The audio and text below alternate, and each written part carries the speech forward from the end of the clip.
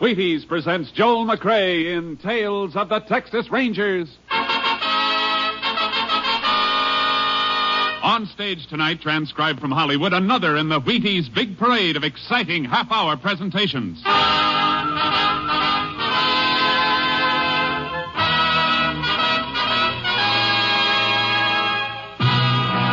Tales of the Texas Rangers, starring Joel McCrea as Ranger Pearson.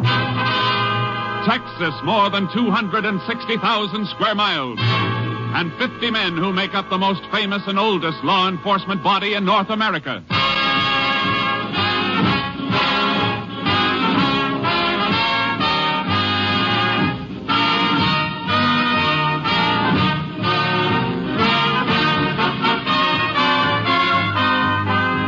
From the files of the Texas Rangers come these stories based on fact. Only names, dates, and places are fictitious for obvious reasons. The events themselves are a matter of record.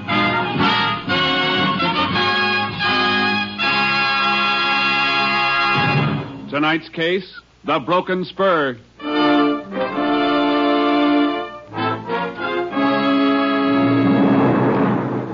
Saturday night, June 5th, 1948. The time, 10 p.m. On a small ranch 10 miles south of Cranston, Irwin County, Texas, Milton Thomas was counting a large sum of money, preparatory to locking it up for the night. As he was counting, his dog Rags appeared to be nervous. Thomas tried to quiet him. Rags, stop that. You're making me count wrong. 50, 100... What in Sam Hill's the matter with you tonight? Now stop it. Quiet, Rags. Down. Who's there? Casey. What do you want, Casey? I want to talk to you. Seems to me it's awful late at night to be knocking at people's doors. Now, if it's about that All right, get back in the room. That gun, what are you trying to do? Get your dog back or I'll... Rags! Get back or you'll get the same thing. Rags! Get away from that dog. Give me that money. No, I won't. Don't you ask for it? No, don't take Shut up. Let go of my legs. No. I said let go. No. All right, then.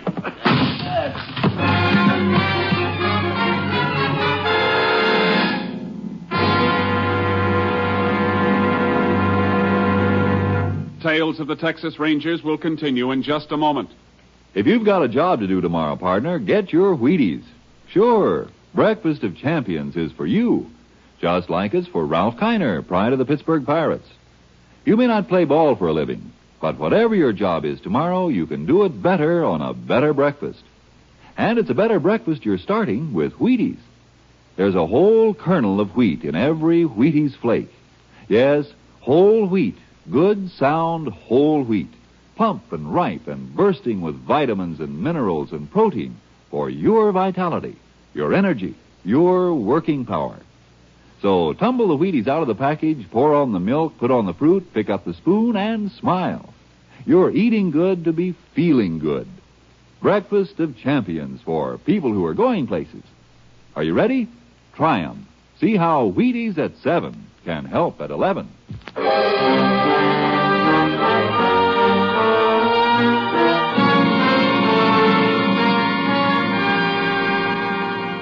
At 10:30 the same night, Milton Thomas's house was discovered on fire. The Cranston Fire Department was called. Next morning, the local sheriff, making a routine investigation, discovered the burnt remains of a broken chair next to Thomas's body. He ordered an autopsy. The results prompted him to call the Texas Rangers. Ranger Jace Pearson was assigned to the case and arrived at the scene of the fire early that afternoon.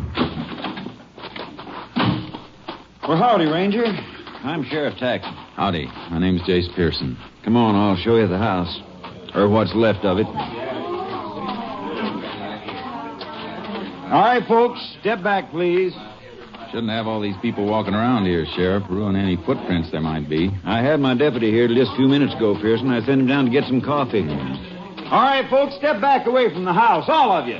Now get back to the fence, please. All burned out except for the walls, but you may find something. You said when you called you didn't think it was an accident. I've been sheriff here for 18 years, and I'll stake my reputation it wasn't. It was arson to cover murder. Based that on the autopsy? Yep. Coroner couldn't find any traces of carbon granules in the bronchial passages or lungs. And only the normal amount of carbon monoxide in the lungs. Indicating Milt Thomas wasn't breathing when the fire started. Right. This was the front door. Burned off the hinges and fell out. That's funny. What? The lock on this door. Special kind. Takes a key on both sides. When the door is shut, you have to have a key to get out of the house as well as in. Oh, that, yeah. Milt was a funny old galoot. Had them put on both doors. The windows had trick locks, too. Why? Well, folks say he kept a lot of money in the house. Maybe just a story. This lock's still working. Let's look at the back door. Oh, here's what's left of Milt's old iron safe. Was it open like that when you found it? Yep. Empty, too. This lock's not forced or broken. Kind of hard to tell much about anything after the roof fell in. Yeah, it's a mess, all right. Same kind of lock here on the back door. It's working, too. Meaning whoever started the fire was locked in? Oh, look here. Whoever it was, here's where he went out. See that window glass outside on the ground? Let's climb out and look.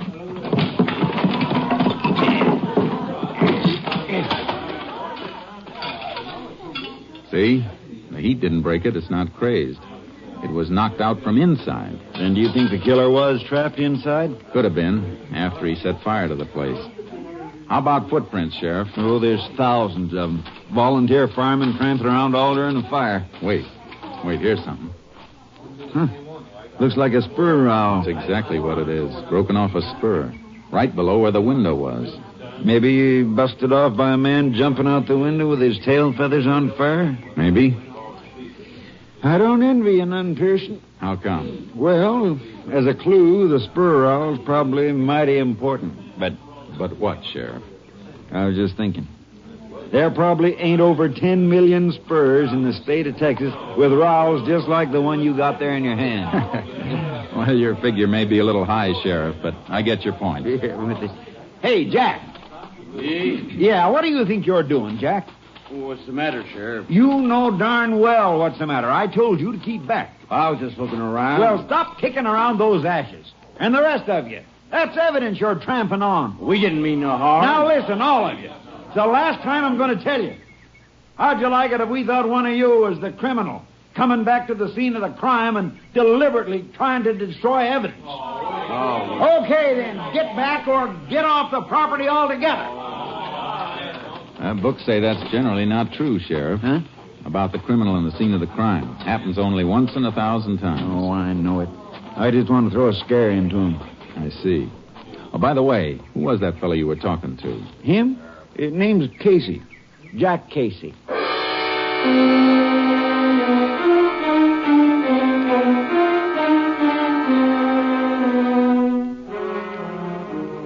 The sheriff and I went over the yard thoroughly, but any footprints the murderer might have left were trampled out by the firemen and the onlookers. Finally, some distance from the house, I found the place I was looking for. Sheriff? Huh? Come over here. What is it? Look, here's where he took off from. Hoofprints. Dug out in an awful hurry, too. And his horse tethered to this tree. Seems to me any man who had legitimate business at the house would have tied up closer. Yeah, that's logical. Well, look here. Horse chewed on the tree. Might be a cribber. We find our man, we'll likely find a horse that chews on his feed bin. See, these tracks head west toward Snake Creek. You got a horse, Sheriff? I can get one. Good. I'll get mine out of the trailer. We're going to follow those hoof prints.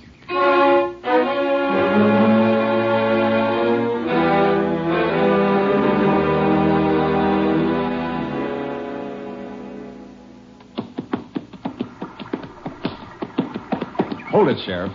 Keep your horse off that bank. Why? What's the matter?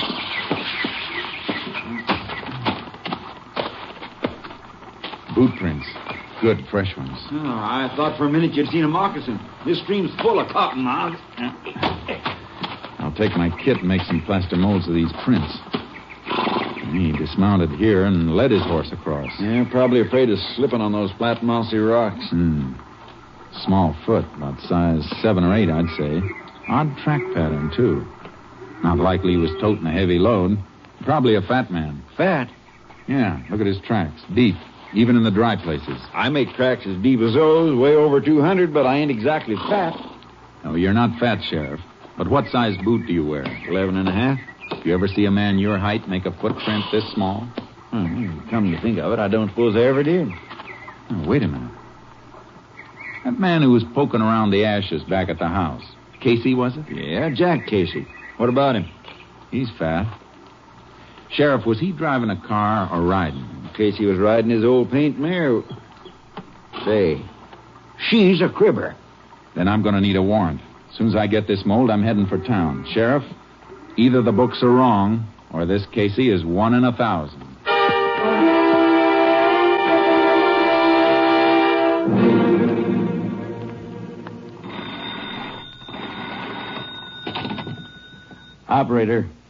Operator, this is Jack Casey again.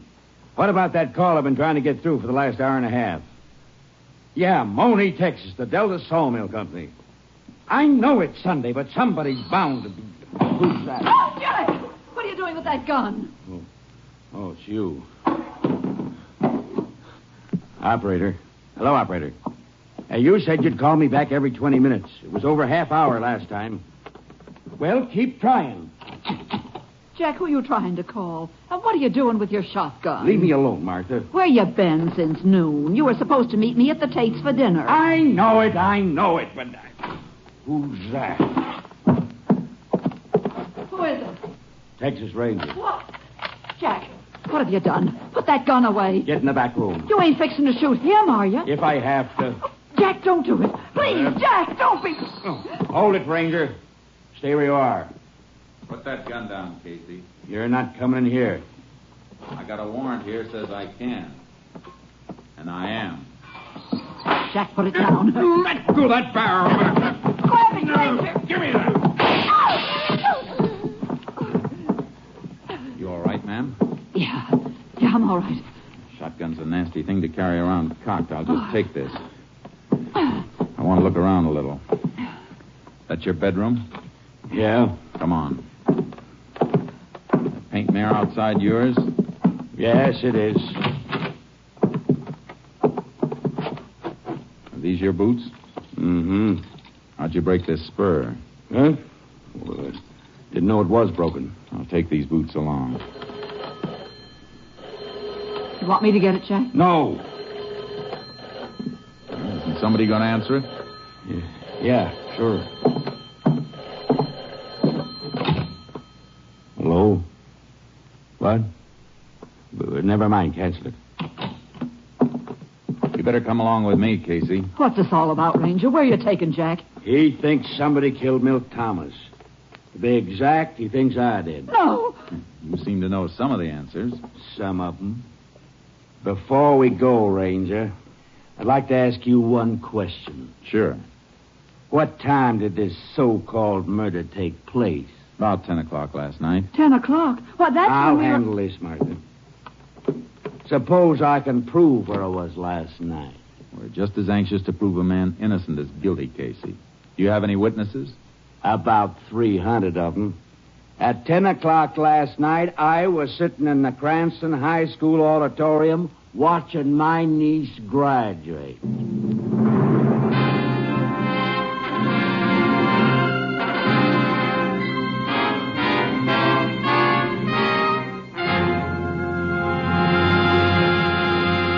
In just a moment, we continue with Tales of the Texas Rangers starring Joel McCrea as Ranger Jace Pearson. If a man rides herd on 100 head of cattle all day, first he needs his Wheaties. Yes, and if a man sits behind a big desk and pushes buttons on his job, first he needs his Wheaties. And listen, Mama, you too. If you keep track of a couple of growing up kids and wash dishes and make beds on your job, first you need your Wheaties. Yup, whatever your job, wherever you work, Wheaties can help. Whether you run a machine or pound a typewriter or play baseball for a living, first you need your Wheaties. Because here is whole wheat with the rich, full-bodied energy of whole wheat. There's a whole kernel of wheat in every Wheaties flake. That's why Wheaties give so much. Vitamins, minerals, protein. Wheaties have them, and they're for you. Pour the Wheaties into the cereal bowl, add the milk, add the fruit, and dig right in. Do that at 7, and see how much better you're working when 11 a.m. rolls around. Yes, try 'em every morning, crisp and tempting, and see if I'm not right. See if a better breakfast with the whole wheat nourishment of Wheaties doesn't make a pleasant difference in your morning's work. See if milk, fruit, Wheaties isn't honest and truly breakfast of champions. See yourself how Wheaties at 7 can help at 11.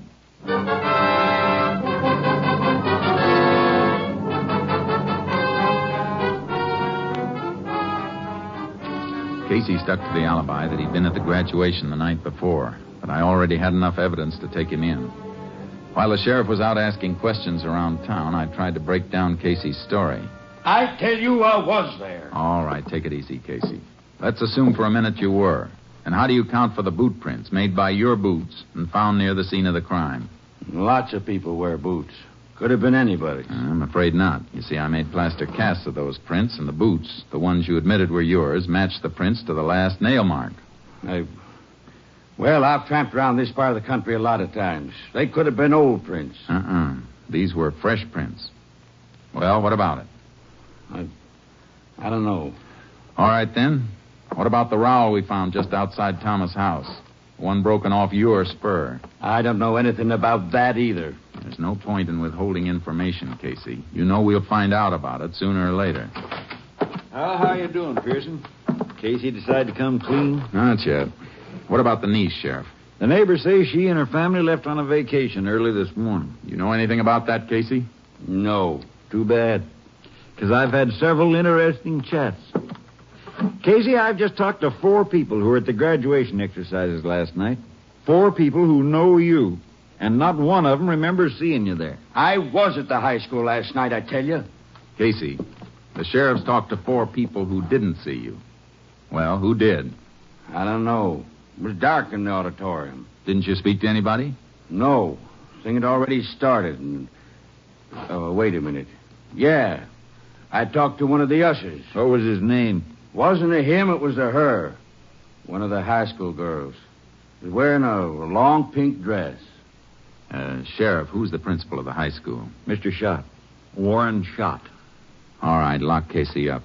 I'm going to find out who the ushers were, and especially the little girl with the long pink dress.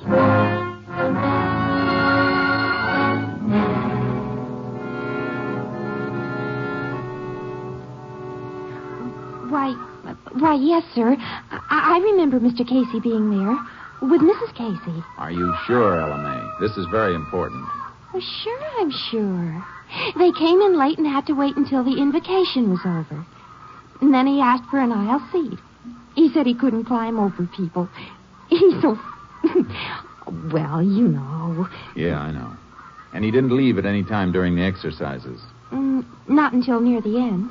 They left just before the recessional while everybody was standing and singing the class song. What time was that? Oh, a few minutes before 11. All right. Thank you very much. Goodbye. Was I any help, Ranger? Yes, LMA. You were a big help.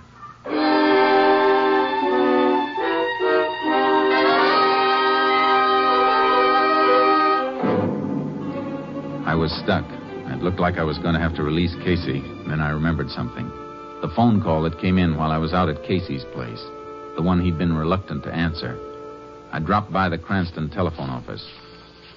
This is the call you wanted, Ranger. What was it? Mr. Jack Casey placed a call to the Delta Sawmill Company in Monee, Texas at 2:22 p.m. today. There was no answer, and when the Monee operator did get through, she called back at 3:40. But Mr. Casey had canceled it. Do you know who the call was for? Oh, yes, sir. It was person to person to Mr. Ben Casey. Ben Casey?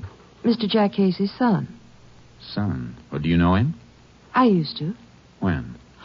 Well, we went to high school together. Some of my girlfriends and I used to go places with Ben's bunch, but my mother made me stop. She said he wasn't the kind of boy that girls should run around with. I see. And he finally left home. Couldn't get along with his stepmother. Oh, then Mrs. Casey's not his mother. Oh, no, Ranger. They used to fight. Oh.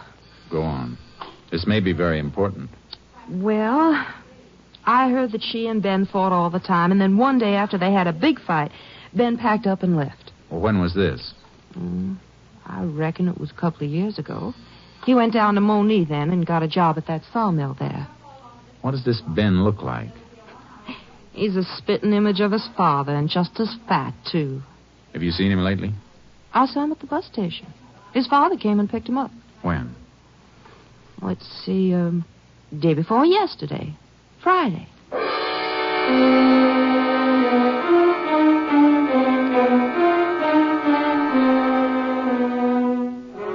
There was no doubt now why Jack Casey wasn't talking. He was protecting his own son. I put a call through to Mrs. Casey and met her at the sheriff's office. I ain't saying this because he ain't my flesh and blood, Ranger, but Ben's bad through and through. I might have knowed he was the one killed Milt Thomas. Mrs. Casey, tell me about Ben. He came in Friday, didn't he? Yeah. Come in on the bus and stayed over Saturday. He wanted to borrow money. He's always broke. Gambles. That's right, Pearson. Picked him up a couple of times for gambling. Go on, Miss Casey. Well, like I say, he wanted to borrow $50 from Jack, but Jack didn't have it. He just paid off a note to Milt Thomas, and he was kind of strapped. Oh, your husband owed Thomas money? Yes, but it was the last payment. Jack was joking about how Thomas always wanted cash money, didn't trust checks. Did Ben hear him say this? He sure did, Sheriff. And then he sulked around all day Saturday until we was getting ready to go to the commencement that night. And just before we left, he said he was going to use Jack's horse to go for a ride. At night? Yeah, seems strange to me, too. And then he asked could he borrow a pair of Jack's boots. He was wearing flat-heel shoes. They wear the same size? Oh, have, ever since I can remember. Well, anyway, we went on to the graduation. And when we got home, the mare was in the barn, still saddled, all sweaty. Looked like she'd been run almost to death. And Jack's boots were tossed on the floor, and Ben was gone. All right, Miss Casey. That's all for now, and thanks. You're welcome. Come on, Sheriff. We're going on a little trip.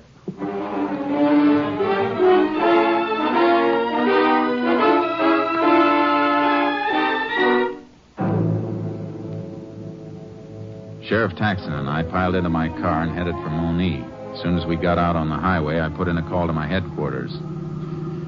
Unit 10 to KTXA. Unit 10 to KTXA. KTXA to Unit 10. Go ahead, Unit 10. Unit 10 leaving Cranston State Highway 22 en route to Moni. Investigating murder suspect believed in vicinity of Delta Sawmill. Will keep KTXA informed. Unit 10, 10-4. Okay. KTXA, Austin. KTXA, Sheriff, Austin, you know young Casey by sight, don't you? I watched him grow up. Good.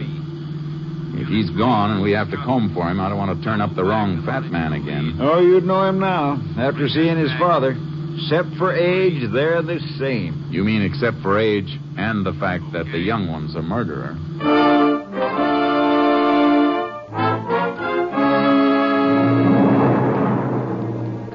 When we reached the sawmill, the moon was up. A full moon. There was a light burning through the window of one shack at the edge of the camp. We pulled up there and got out of the car and went in.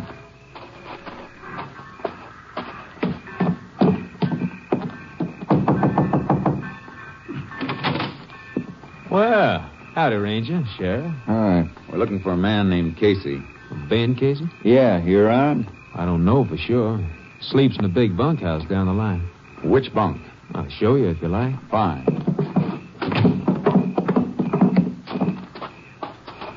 Sheriff, maybe you better take a look through the mess hall. A fat boy like him might be fixing a late snack. If you don't find him, come up and meet me. And if you do find him, call me before you try and take him. Right. Bunkhouse is this way. No light in the place. Well, some of the boys was going into town for a moonlight dance. Don't know if Ben went with them or not. Has he been packing any money that you know of? Well, yeah, come to think of it, he had quite a bit. Said he hit it lucky in a dice game that... Well, he did get it in a dice game, didn't he? If he did, the other fellow never got a chance to roll them. Oh? Here we are.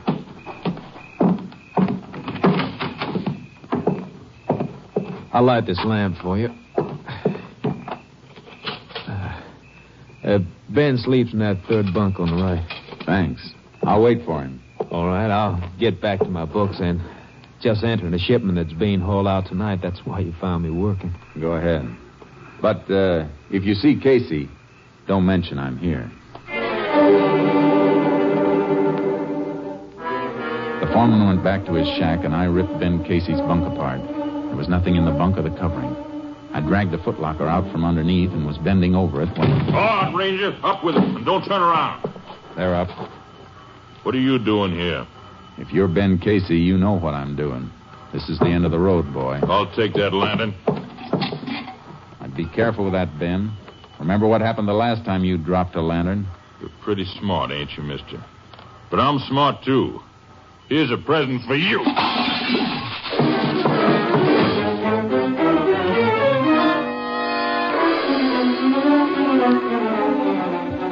The lantern hit the edge of the bunk, and the flaming kerosene splashed over me. I beat the flames out with my hands and dove for the door. He'd rammed something against the outside of it. When I forced it open, I stumbled over a heavy log bench he'd used as a barricade. Hey, Ranger, what is it? Casey! You see him, Sheriff? Well, somebody ran off that way, toward the rail siding. Let's go!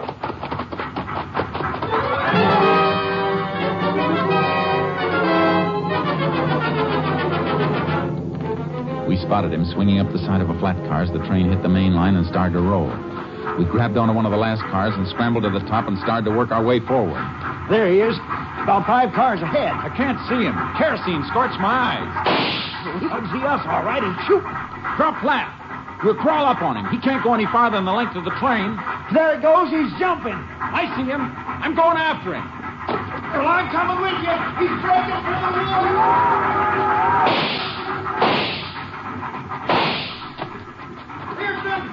Pearson, you all right? Where are you? Get down, Sheriff. Drop.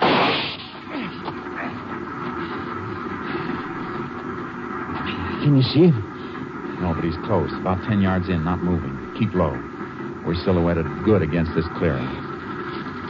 What you doing, Pearson? Taking off my jacket.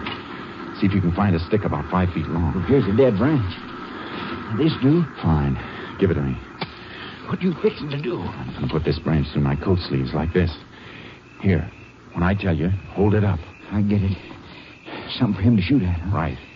I'll fire at his gun flash. All right, Casey. Come on with your hands up. This is your last chance, Casey. Okay, Sheriff. Lift the coat.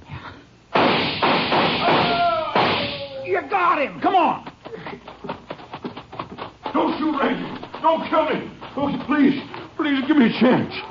Like you gave Milt Thomas? It was a short train ride, Casey, but I got a hunch you'll get a longer one soon. Come on.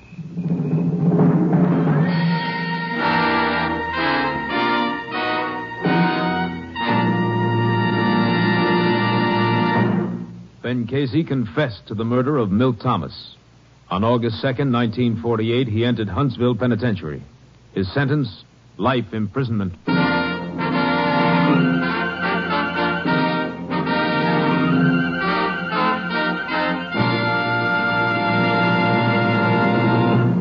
Joel McCrea, that was a great show tonight. Wheaties and I are proud of you. Thank you, Frank. I like to please the customers. Well, now, so do I. Take Wheaties, for instance. Frank, are you going to say that Wheaties taste good?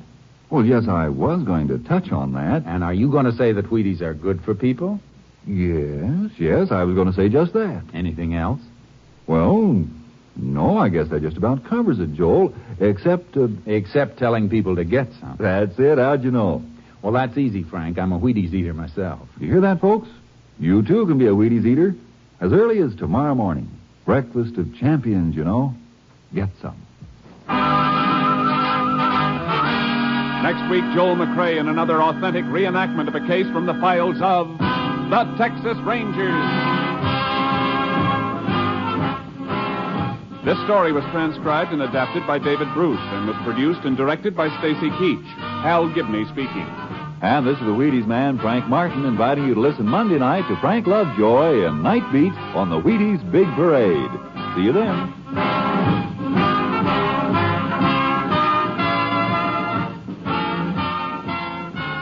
Tomorrow there's good listening with the Summer Symphony on NBC.